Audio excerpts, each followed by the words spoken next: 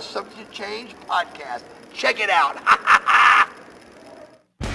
Welcome back to the show. Welcome back to the show.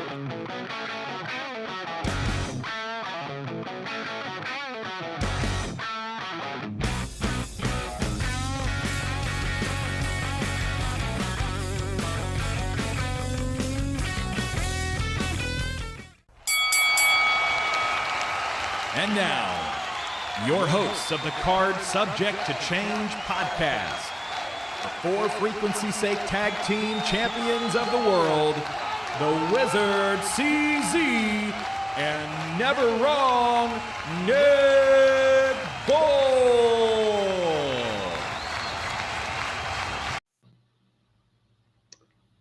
Hello, everyone, and welcome to another exciting edition of Card Subject to Change podcast, the podcast by the fan, for the fan. Nick Bull, thank you for joining us here on Sunday evening, a late Sunday night evening edition. We'll tell you why here in a few moments. So glad you found us, coming off a good wrestling show here that we're going to talk about. But I would be remiss if I did not talk to you about our sponsors first. Of course, we are powered by Low Pies Pizza, built by Durham Modeling, and colored by Ryan Allison Tattoo. Of course, without you, this high quality podcast work. So with that being said, I am never wrong, Nick Bull. Joined is my tag team partner. We are the co-champs of the For Frequency's Sake Tag Team Championship Network.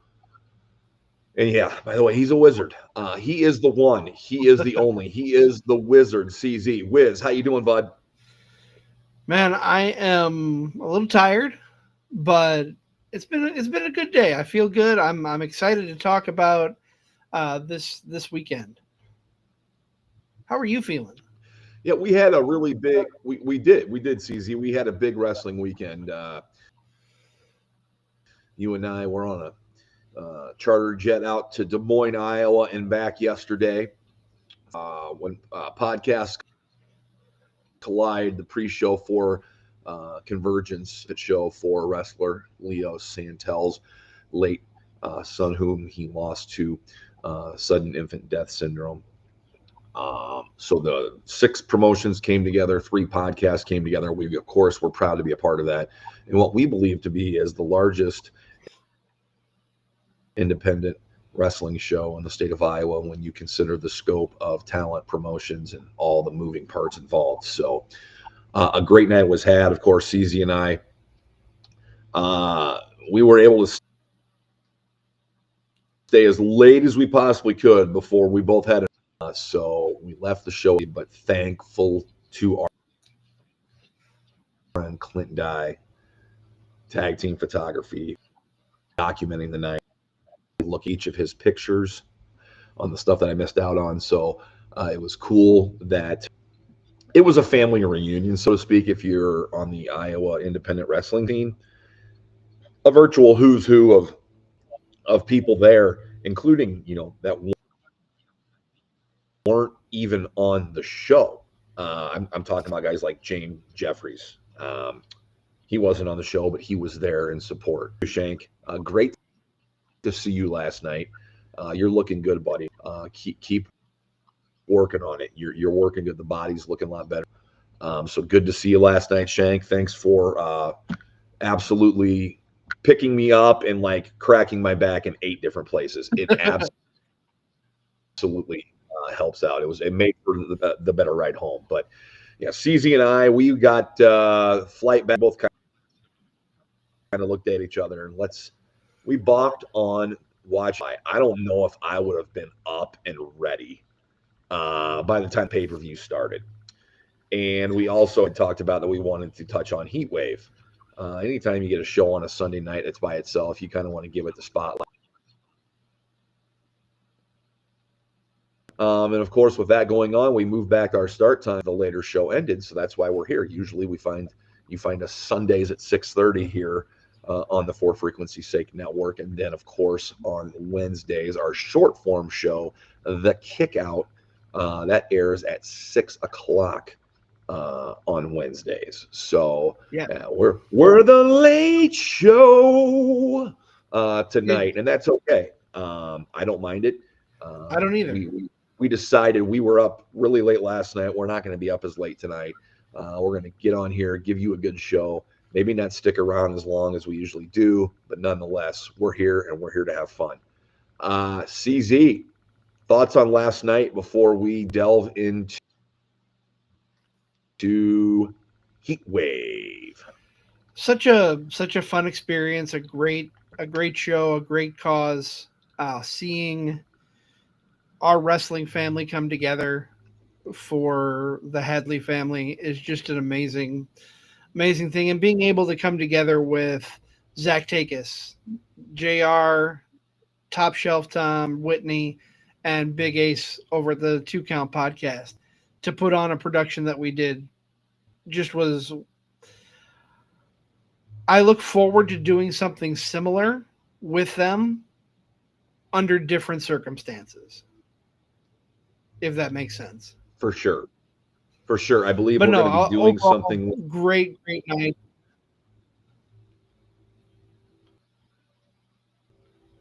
No, we'll be doing we're on a little bit of something in the coming weeks with the aforementioned company. And despite the circumstances, it was with different people that we haven't worked with.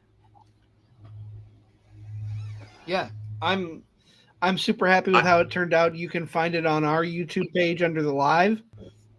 I believe 2 Count and Shotgun Wrestling Radio are going to have it on their YouTube page as well if you missed our live broadcast. But yeah, the whole night was just fantastic, and to see the community show up and show out for the Hadley family is just amazing to me. I love every moment of it. I'm glad that we could be such a small part of it. You know, we were just a tiny speck of it. You know, being able to do the pre-show live from there and have multiple guests. And I know I'm going to go behind the curtain here a little bit. And CZ is a more very much prepared out one by one. He wants every minute to play.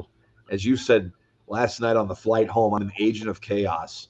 I kind of liked not knowing who was coming on and then seeing them sit down and be like, okay, here we go. We got to ask some questions. I know, like, that's kind of like where we kind of yin and yang, but yeah, it went off. I thought it went off great. And I want to thank Ace, of course, from the 2 Count podcast for letting us use his wireless microphone rig. Wow. We got spoiled, and that was cool. And now I want to get one of those, CZ. Speaking of spoiled, Shank giving possible spoilers for next year. Ooh, hey, it might be a yearly show. I like that. I think that is cool. I think it shows small town independent wrestling, and I'll say this, Iowa wrestling shows that, man, we're ahead of the rest of the field where these promotions can get along, because a lot of these wrestlers work in different promotions. It's the, you know, which show they're going to be there type of deal. So these promoters know each other, respect each other, work together. And it even, you know, it went to the nth degree with that show last night in West Des Moines, Iowa, that Convergence, the Heroes for Hudson, or that Convergence show in West Des Moines that we were a part of. So it was a lot of fun. Yes. We got to see a lot of faces. It was like a virtual of the independent wrestling scene in this area. Cool. Everybody kind of like showed up, and it was glad that we could be a part of it. Unfortunate it was for such a sad situation. But yes, and had a great time at the benefit. And I think everybody, no egos either, man. We had no egos on that. I mean, outside of yours on that podcast, that pre-show. I mean, yeah, you know, that was it. Yeah, I was gonna say I was the biggest ego there was, you know. Throwing my weight around. No, it wasn't your ego. I think you were just a little thrown off, man. maybe with the chaos that was going on. But that was of course, being able to watch a pretty cool wrestling show. And what I take away the most is, other than the wrestling family of Iowa coming together, is I get to meet some new faces. So I get to see some new faces, meet some new people that I haven't interacted with before. So making some new contacts and getting to know new people is one of the reasons why I love doing our show. For sure.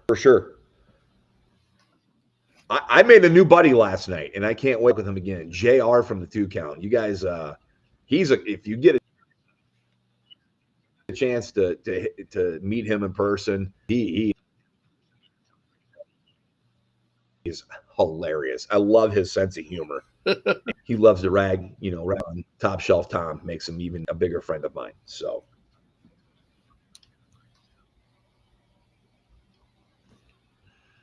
And not top shelf, in our opinion. Mid shelf Tom. I'm going to catch some flack from him for that. Mid-level Tom. No, I'm just kidding. They do a great job. All those people on that podcast are top shelf. Oh yeah, they got their stuff together, and they're good people to work with.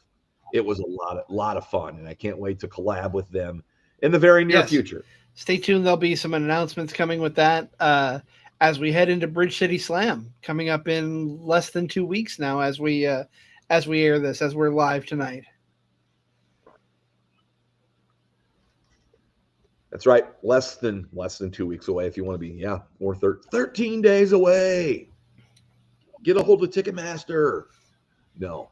We hope to see you all there. We're going to be down at Bridge City Slam in just under 2 weeks. Bridge City Slam 7, of course, put on by promoter Austin Bayless. Austin Bayless was in the ring last night. Yes, he was.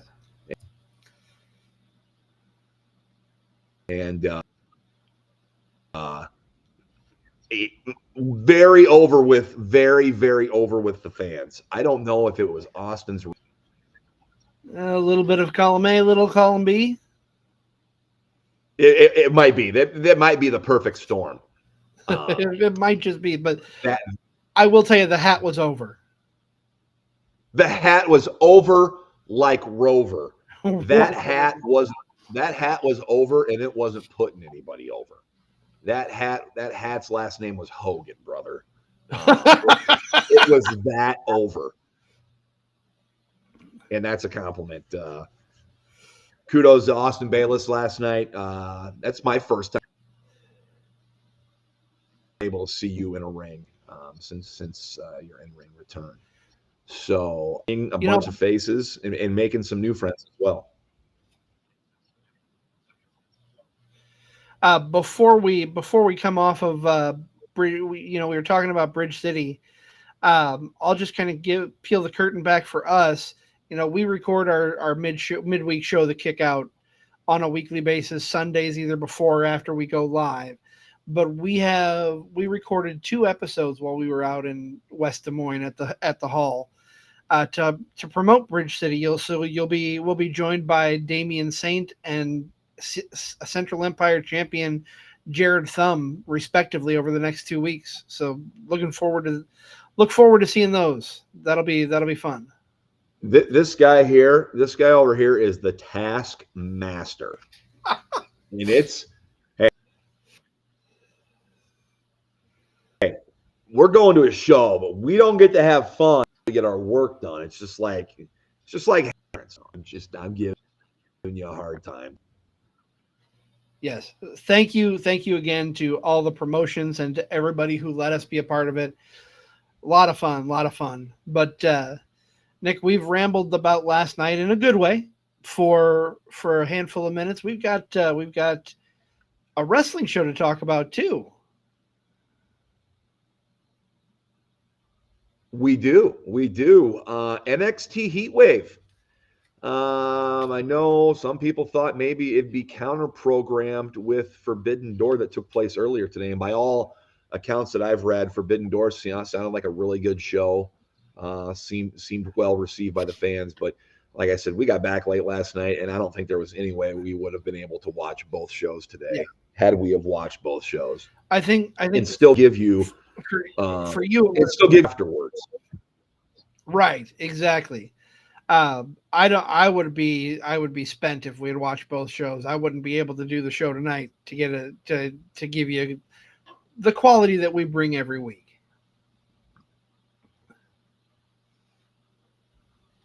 That's right. We decided to pass on Forbidden Door. We went with Heatwave.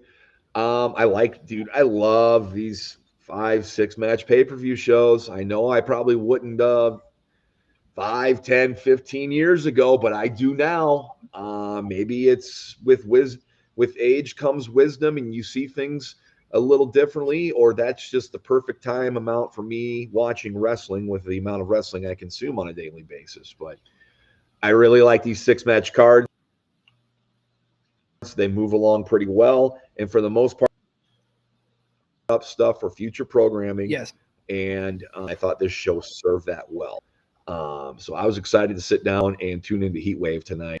Of course, the main event has my interest with Javon Evans, two of the biggest, brightest, youngest stars in the black and gold division. Very excited. This is their first, I guess, true one-on-one match. They have been involved in a couple triple threats, maybe a tag match as well. But seeing these two square off, I was very excited for. Very much so, like probably the match I was looking forward to most this weekend. And then you have Blake Monroe and Jordan Grace. Mm-hmm. You have a mixed tag team with Chelsea Green and Ethan Page involved. If you've been watching NXT programming, those two have been magic. The pairing of Chelsea Green and the Secret Hervis along with Ethan Page ever since he's got that North American title and taking it and run with it. So I was very excited and very much looking forward to the show tonight when I sat down and started to watch. Oh, I agree. And you say that Chelsea Green has been magic with Ethan Page. Chelsea Green is magic wherever she goes. And that's coming from a certified wizard, so I know magic.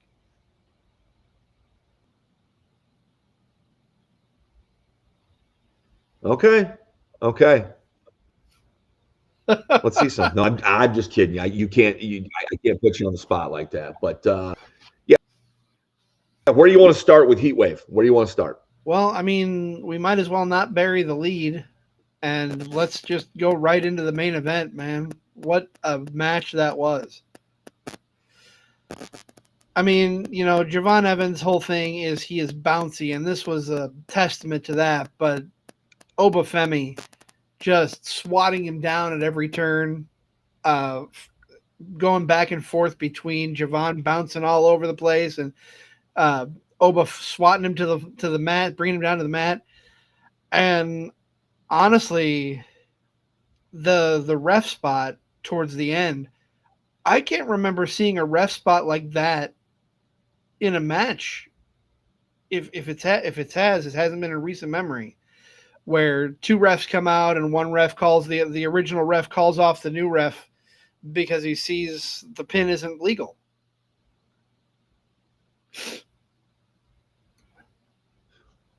Right. And I think it worked in this situation. We don't see it a lot.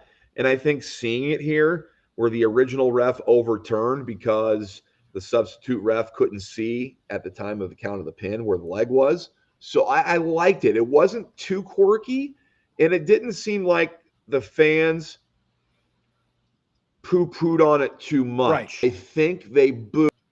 Thought, man, Javon did it, but there was no quirkiness to it. They just overturned it, and then like after that happened, it seemed even more from where we previously were. Oh yeah, I like these two. I think they're two good, almighty giant. The other one is the high flyer that has got athleticism just dripping off him. The most athletic person on that NXT roster, and it's not even close. That doesn't mean he's the best. Man, he has got it just coming out of sweating athleticism. That's how good Javon Evans is. So this match was amazing fronts. Obafemi was victorious, able to retain when he rose. Was that a choke slam that he throws Javon Evans through? Oh, if I'm picturing it in my head, yeah, some variant of a choke slam, just tossing him a good 6-7 feet over to the announce table, right? Yeah, if not a 3 to choke 5. slam, like a Uranagi type move from the apron. Yeah. Evans destroys the table, then goes in and hits him with that pop-up power bomb of his, and it's 1, 2, 3. And here you've got Obafemi, who they said who hasn't been beat in singles action. I believe he's got one loss, and that's when he lost the North American title. And I think that was Tony D'Angelo that beat him. Yeah. So my homage to Tony D'Angelo with the hair dental. So he's on this tremendous tear. He is now 10-0 in title defenses. He's been the champ for 220 some odd days. And after becoming the longest reigning North American champion, Obafemi stands tall on the mountain of NXT as their heavyweight champion. So, CZ, I'm going to ask you, who's knocking him off that mountain? Is it the guy that we see after the show almost goes off the air? It's possible. Or Ricky I can Saints see comes him out? and Saints putting Or is it on somebody else? a hell of a match, just like with Javon. But I don't know if Ricky is the guy. And I say this with a lot of love for Ricky Saints. I just don't know if he is the guy who could take that belt off of Oba. I don't know if I see it. But sign me up. I'm here for the ride. He wasn't my pick. Right. I don't have anything against Ricky Saints. In fact, I like Ricky Saints. I'm glad he's back in the picture. But the guy that I would or the guy that I eventually would have take out Obafemi is the guy who took out Ricky Saints, excuse me. And that's Ethan Page. Ethan Page, to me, has kind of leveled up since he's won this North American championship. He's personalized the belt. That's neither here nor there. But he has amped his game up. And the way that he destroyed Saints, let's see here. Stryker says, one of the better pay-per-views for NXT-wise.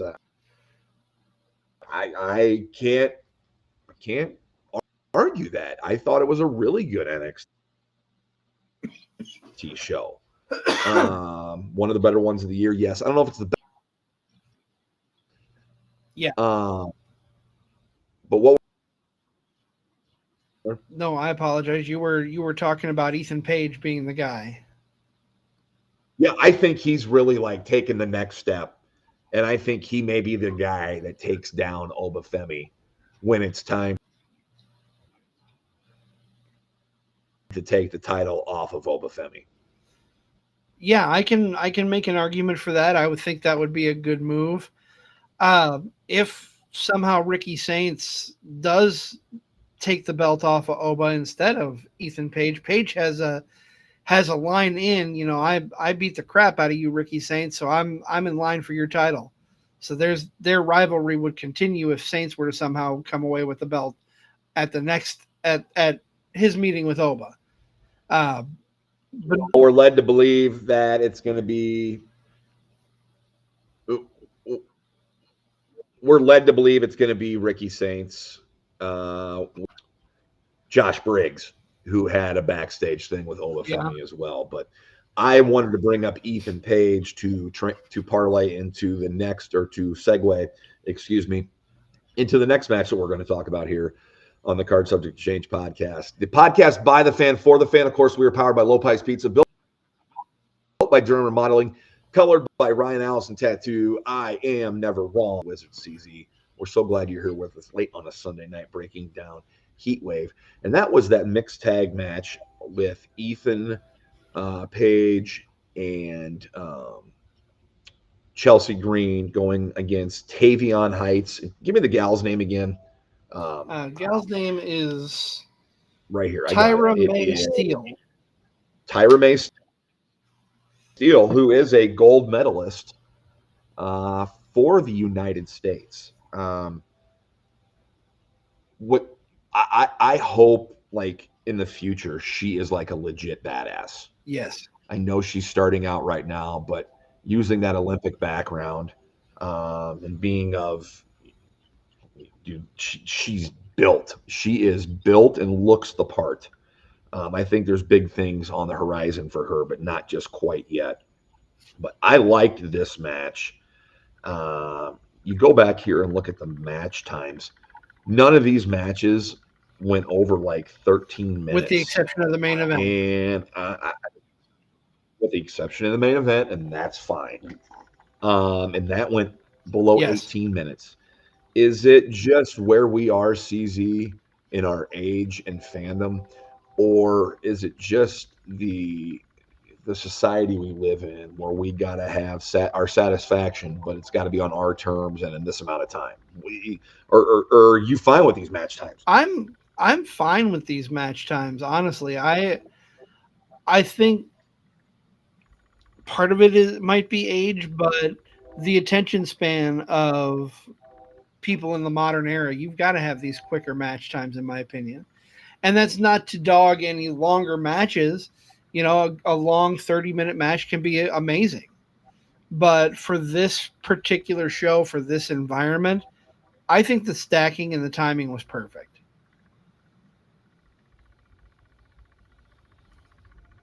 Yep, I got to agree with that. I really liked the pacing and how fast this match was. It was a faster paced match, the mixed tag team, and Chelsea Green. I'm telling you, there's, and I love, is when I love watching somebody, and she is at the top of her game right now. The former United States champion gets the win for her team in this and pins in United States Olympic gold medalist. I mean, don't think she's not going to take this to the nth degree. And so we are all going to be treated into. Is Stryker referencing the match didn't feel rushed? It didn't feel rushed, but it was the whole show. No, I thought it felt great. It was a nicely paced show. Not once did I'm like, say, oh man, this is going way too fast, or man, this is slow, it's boring. No, it felt really good. But Chelsea Green is an anomaly to behold right now. She is so good at being a miserable winner and an even more miserable loser. And we all get to reap in that because, dude, she's great. She is really good. Let me ask you your opinion on this, Nick. Does Chelsea, with as great as she is, does she get elevated into the main title picture on the main roster, or does she stay as mid-card gold? I think she's going to be mid-card for a little while, for a little bit. I think she'll take that next step, and I think that next step, the time that it comes, will depend on how she goes these next 4 to 6 months. That's fair. And I mean, she is absolute gold. I mean, on the mid-card. idea was floated out there where she wins the Royal Rumble as entrant 30 without a Chelsea Green Rumble win would be cool. A Chelsea Green Elimination Chamber win would be cool. Yep. Who knows? She has found her niche, and let the main card women's picture fight over itself, and I can kind of creep in and benefit when I'm ready. So I kind of view her. And Stryker, the only time he likes long matches is if the storyline is perfect, which I can agree. You know, if it's got a good story and the match deserves to go that time frame, absolutely. But no, Chelsea, I would love, like you said, if there's a good story going into it. Go ahead. No, I was going to comment, piggyback off what Stryker said with that post or with that comment. I'm kind of in the same boat, unless it's like a rivalry a blow off, or, it's got a special stipulation on it where, if it's a tag team match, it's a double dog collar match. If it's, the God forbid, the Texas death match or something like that, those kind of matches are going to tend to go a little bit longer. So I can leeway towards that. But I don't look at a match and say like, okay, it's past 7 minutes, I'm done. Right. I work, and if there's not much going on for those 16 minutes, then I'll critique it. But I'm invested in as long as, but I'm also going to look. Yeah, I mean, sometimes you look at certain shows, and I'm not going to dog either company because both are guilty of it. There's always some fat that can be trimmed off. It's matches. Some matches just don't deserve to go 18 minutes for no real reason. Right. Yeah, it's neither here nor there. Thankfully, tonight this show was well paced with the 6 matches. I didn't feel that any of these underperformed. Really no stinkers. It was good. What else do you want to talk about on this card besides those 2 matches we talked about already? Those are the big ones. I think we can't not talk about the women's title match. JC losing one of her 2 titles, and the title going back to an NXT not NXT, a TNA talent, but not the talent I would have picked. I was surprised, and not in a bad way, that Ash by Elegance is the new TNA Women's Champion. Yeah, very very interesting result there. I thought, selfishly, I wanted Masha Slamovich to win the title back because she is going to be at Bridge City Slam 7 in a couple weeks, and would have loved to have gotten a pick with the TNA Women's Champ at the time. But you never know. Maybe she'll get it between now and then. I don't know how that's going to work. Yeah. But JC Jane been doing a good job. I thought dropping this title back now is a good time, and apparently TNA did as well. They pulled the trigger to where the Elegance line, managed by the personal concierge, like, I hated this thing when it started, but man, I think it's like the thing I look forward to most when there's TNA wrestling on my screen now, is because it is so cheesy bad. I love it. And props to tours of the Elegance line, Heather Reckless and Maggie Lee, both trained here locally at Black and Brave, and now both making a name for themselves in TNA and as part of the TNA Knockouts champions. So, yeah, that was interesting. I don't know if the cracks continue to get bigger for JC Jane here, and she drops that women's title back, the NXT women's title next. I don't know, but once you have more than one title, it gets a little hard and a little more wear and tear on you defending all of them. So, yeah, I enjoyed that match. I think if the cracks are going to continue to form with JC, the cracks are going to come internally from Fatal Influence, which you've seen for the last few weeks already. The seeds have been planted. So I think if the cracks are going to break, that's where they're going to come from 100%. Okay. Time will tell. I'm trying to think of anything else stuck out in my head from this pay-per-view. I guess we did get the Jordan Grace, Blake Monroe match. They kind of fumbled with Blake Monroe when they brought her over. I think they wanted her as a face. And I think with Blake Monroe coming over as Mariah May before the name change and working heel so long, probably wasn't ready or best suited for her or her character, Right. Whatever it was going to be a face. They've got her in the right spot now. They've got her as a heel, even though she's not in the championship contention. here she has a high-profile match on an NXT show with another high-profile star, Jordynne Grace. So it was good to be able to watch these two go at it. Excuse me. And I thought Blake Monroe would win. I didn't think Jordynne Grace was going to go over here tonight. I don't think this is the end for these two. I think these two could stop right now, and then when one of them gets a title, it's back at it again. So I think these two kind of have, that built-in rivalry already, because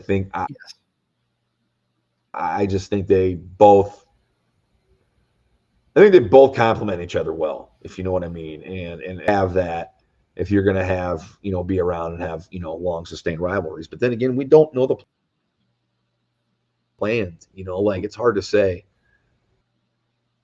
Oh, very much hard to say. Look too far in the future with NXT because you don't know the plans. You don't right. Okay, let me talk about this. And we'll wrap up things up here shortly on the Card Subject Change podcast by the fan for the fan. We are powered by Lopez Pizza, built by Durham Remodeling, colored by Ryan Allison Tattoo. Of course, we are, for Frequency Sake Network, the exclusive home of Card Subject Change, as we like to say it here. But I really liked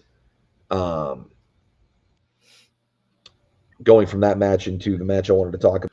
Holy smokes, it is late. The tag team match. Remember when Dark State debuted and they ran roughshod over everything? Yep. Now, I don't have a problem with them. I guess I have a problem with how they're booked.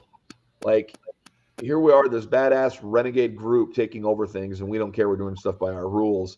And then we go away for a while, and then, we're in the tag team, we're in the tag team title talks. We don't know what four, we don't know what four of the Dark State which two of the four are going to represent Dark State and taking on Hank and Tank. So they've got an advantage going in, blah, blah, blah, blah, blah. And I'll tell you what, I liked the tag match. I knew right away Dark State was going to take the belts, go over, because just the numbers game. They can't, Hank and Tank can't compete with what else goes on ringside with Dark State. So with all the chaos going on at ringside, Hank and Tank a little distracted, a little off, and Dark State are your new tag champs. Was it Osiris? And I don't know who the other member was. Lennox. Yes. Lennox and Dion Lennox. Dion Lennox and Osiris were the members of the Nick, let me ask you the winning. What's that? Is that what I said? Yeah. I was just confirming. Okay. Ooh, I was reaching there. I wasn't 100% sure. Let me ask you this. With Axiom being called up, is the NXT men's tag division kind of in shambles right now?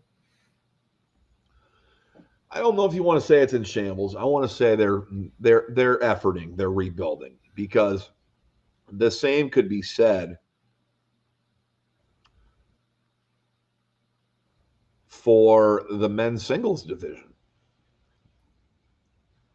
Ricky Saints, Josh Briggs.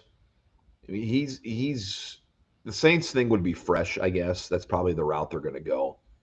Right. But WWE is kind of in an impasse here where they need to start getting some more stars on that NXT level developed. So I know a lot of people think Trick needs to go up and get called up, but I think he needs to become a bigger star. And whatever happens with that TNA title needs to immediately be at the top of the card when he comes back to NXT. And working again as the star that he is on that show. Whenever he gets called up, he gets called up. But I think a lot of these people that are coming in, like Jordynne Grace and Blake Monroe and Ricky Saints and Ethan Page, you're thinking they're only going to be there for a few months for that call up. And I don't think that's the case. There's no hurry for a call up right now for anybody. There's nobody on here that's like, oh my gosh, they got to be on the main card right now. Oba Femi being the closest thing, and I still think he's green for the main roster. So only time will tell, but that's been the thing with NXT. WWE's proven time and time and again that they can pump out these stars. They just sometimes need time and a little bit of luck. So I think we're at one of those stages again. And you've got such a good feeder system with Evolve. I don't think either of us watch or pay attention to Evolve as much as maybe we should. And I'm not saying we need to be like focused, zeroed in on it, but you've got a team like Swipe Right who could probably sneak their way into the tag division on NXT. I just don't think the tag division is as robust as it once was on the men's side. Yeah, they're at an impasse right now, but I think they'll get back to there. This ain't the first time it's happened in NXT. Right. No, you're correct. And as always, it's a good problem to have, in my opinion. So I mean, time will tell. Time will tell, but we'll find out. But yeah, I mean, I was totally pleased with this pay-per-view. I'd give it a solid B plus. I mean, it was fine. It was fine for a Sunday night. I mean, the main event delivered. The card was well paced, and I think stuff got developed for the we got Oba, Ricky Saints. Look like that's coming up now. JC Jane lost her TNA championship. So a lot of stuff going on here on NXT. And of course, we got to think about TNA as well with them being a partner. But I think that wraps things up mostly here on the mothership on a Sunday night on the Card Subject to Change podcast. I like that you're referring to us as the mothership. I love it. Now we just need a little plunder. We need some plunder along the way, Daddy-O. Which I've got some plunder for us, Nick, and that plunder is in the form of our upcoming lineup here. All right, shoot. See what I did there? I see what you did. Coming up this week. You've been waiting all day for that one. I have. It was in my head the whole time. Obviously, coming up this Wednesday, we've got the kick out. Like we said early on, we've got Damian Saint on this week, Jared Thumb on next week for a brief conversation about Bridge City Slam. Also on Wednesday, Zach Takis and I will be back with another edition of Wrestling with Fitness, joined for the second time with Storm Thomas. Excited to have Storm back in the studio to check in with us here. So that'll be a fun time. So tune in Wednesday at 7. That'll be both on the Wrestling with Fitness Facebook page and YouTube page. And Nick, I know you're not going to be a part of this one, but I'm 3 weeks in a row. My Saturdays are booked. This past one, next week, and the week after. Pre-show podcast party 6 with Absolute Pro Wrestling, and Jason Prentice is stepping up to the plate again to talk, to sit with me and interview his talent on the APW roster with our pre-show podcast party. So I'm excited about that. Of course, one last thing that I'll touch on, and that is our upcoming monthly show with our good friend Joe the Show Winkle, Wrestlebacks, where we review past matches that are worth going back and taking a look at. Nick, I'm super excited. How you feeling about that?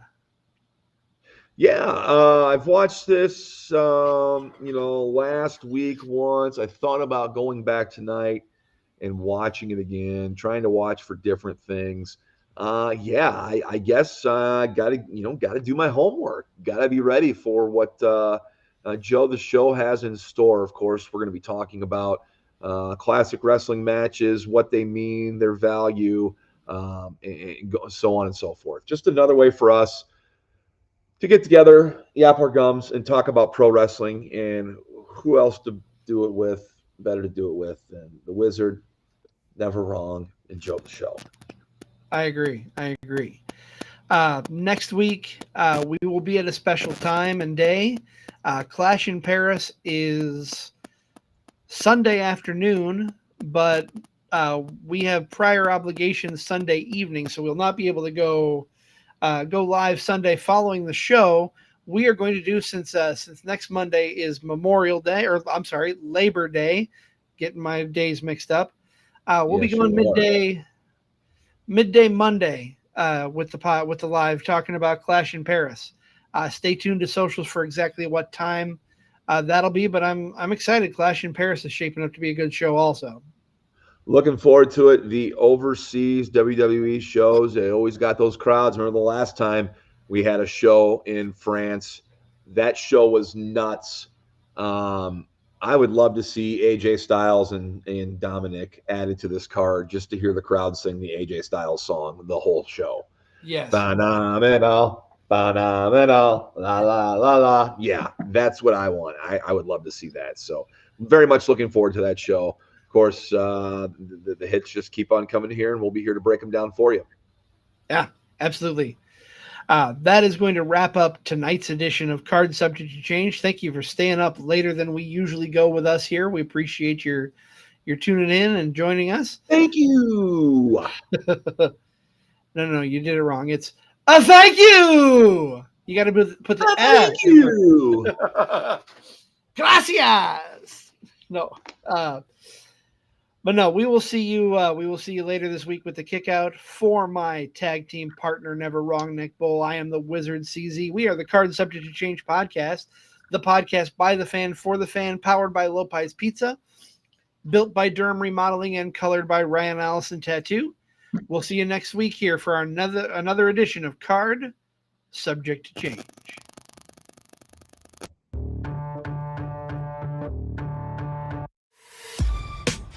This has been a For Frequency's Sake Podcast Network production.